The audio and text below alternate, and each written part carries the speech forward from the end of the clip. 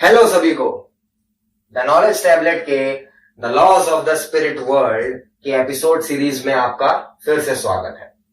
The laws of the spirit world Khorshed Bhavnagri ने लिखी है और पायलट एपिसोड में मैंने आपको बताया किस हिसाब से शामक डावर जी ने इसका फॉरवर्ड लिखा है और कैसे अपनी फीलिंग्स को, अपनी पर्सनल लाइफ एक्सपीरियंसेस को एक्सप्लेन किया है, आपके लिए वैलिडेट किया है the laws of the spirit world को।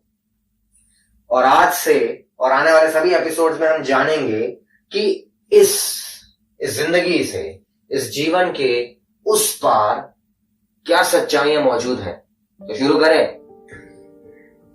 रूमी भावनगरी पतिदेव थे खुर्शीद भावनगरी के, जो हमारे बुक के ऑथर हैं। ये दोनों साउथ मुंबई के बायकुल्ला एरिया में रहते थे। 1950 के अगस्त में इनके घर एक बेटे ने जन्म लिया जिसका नाम इन्होंने रखा विस्पी। और अगले साल यानी कि 1951 में 1951 के दिसंबर में इनके घर एक और बेटे ने जन्म लिया जिसका नाम था रतु। तो ये जो दो भाई पैदा हुए, इन दोनों का जो बचपन बीता उसमें इनको मोटर गाड़ियां, उनके लिए बहुत प्यार जाग गया। तो जैसे जैसे बड़े होते गए इनके दिमाग में फीलिंग आई कि हमें गाड़ियों से रिलेटेड कुछ करना है, बड़े होकर के रेसिंग करनी है वगैरह सब। तो इन्होंने गैराज खोला एक, तो बड़ा होकर के मैकेनिक वगैरह, रिपेयरिंग वगैरह गाड़ियों का काम शुरू किया और साथ ही साथ ये रैली रेसिंग वगैरह भी किया करते थे। तो ऐसे ही एक 1980 में बड़ी रैली रेस होनी थी, क्रॉस कंट्री रेस होनी थी। वो 26 किलोमीटर लंबी, यानी कि 2626 किलोमीटर लंबी होने वाली थी। फरवरी के महीने में इन दोनों भाइयों ने उसकी पार्टिसिपेशन करने के लिए अपनी गाड़ी को प्रिपेयर करना शुरू किया।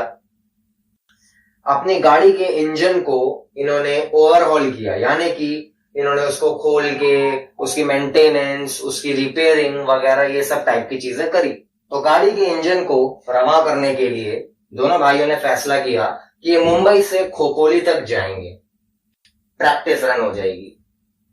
तो इन्होंने अपने पेरेंट्स को बताया कि हम इस तरीके की प्लानिंग कर रहे हैं, रात के टाइम पे निकलेंगे और सुबह के करीब वापस आ जाएंगे, तो आप लोग हमारा वेट मत कीजिएगा, हम खाना वगैरह घर पे नहीं खाएंगे, अगले दिन सुबह पहुंचते हैं। माँ ने कहा ध्यान रखना, केयरफुली ड्राइव करना। रतु कुछ अनयूजुअल करने लगा। रतु ने जाने से पहले अपनी माँ को हग किया, ठीक है। फिर कुछ ही कदम निकला था, 2 फ्लोर के घर पे, 2nd फ्लोर पे थे ये इस टाइम, कुछ ही कदम निकला था, वापस आया, माँ को हग किया। उसके बाद 1 फ्लोर उतरा होगा, वापस आया, माँ को हग किया, किस किया। फिर उसके बाद एक और बार ऐसा किया और नीचे जाकर इमोशंस उमड़ रहे थे। क्यों? क्योंकि शायद कुदरत को कुछ और मंजूर था। इतने में विस्पी भी आ जाता है। दोनों अपनी माँ को गुड बाय कहते हैं। दोनों ही कहते हैं कि बस रात बिता करके बाहर गाड़ी पे ट्रायल करके सुबह लौट आएंगे, हंसी खुशी। जब जाते हैं गाड़ी तक, मां का दिल तो धक धक कर ही रहा होता है। पिता मिल जाते हैं। पिता भी कहते हैं ध्यान रखना, केयरफुली ड्राइव कर। तो दोनों भाई कहते हैं कि आप चिंता क्यों कर रहे हैं, हमने अभी अभी इंजन को ओवरहॉल किया है, तो हम वैसे भी 50 किलोमीटर पर आवर की स्पीड से ऊपर तो जा नहीं सकते हैं अभी, तो सब सेफ रहेगा। रात के 8:30 बजे निकल जाते हैं दोनों भाई। रात बीत जाती है। अगले दिन सुबह जब 8 बजे तक भी दोनों भाई की कोई खबर नहीं आती और दोनों भाई घर नहीं लौटते, तो माँ बाप को चिंता सताने लगती है, जाहिर सी बात है। अपने साथ दोनों भाई लेकर के गए थे 2 मैकेनिक्स को अपने गैराज के और एक फ्रेंड को। तो माँ बाप को था कि हाँ सब साथ में गए हैं, सब ठीक ही होगा, बट किसी ने भी कांटेक्ट नहीं किया। अगले दिन सुबह गैराज से एक दूसरा बंदा आता है माँ बाप के पास और उन्हें बताता है कि एक्सीडेंट हो गया था गाड़ी का और रतु और विस्पी दोनों हॉस्पिटल में हुए। माँ बाप का कलेजा मुंह को आ जाता है।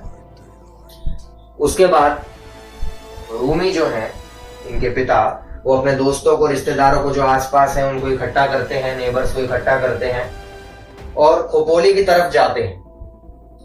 रास्ते में उनको वो स्पॉट भी दिखता है वहां पर जहां गाड़ी का एक्सीडेंट हुआ। उनकी गाड़ी एक पेड़ से टकराई हुई नजर आती है। वहीं पर पास ही के गवाहों से पता लगता है कि किस हॉस्पिटल में, पास ही में एक हॉस्पिटल में, कहां पर लेकर के उनको जाया गया है।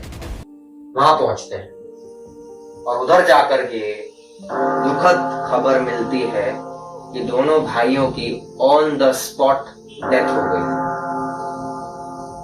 बाकी जो 3 थे उनको केवल माइनर इंजरीज आई थी, उन्हें कुछ नहीं हुआ था एज सच, पर ये दोनों भाई गुजर गए।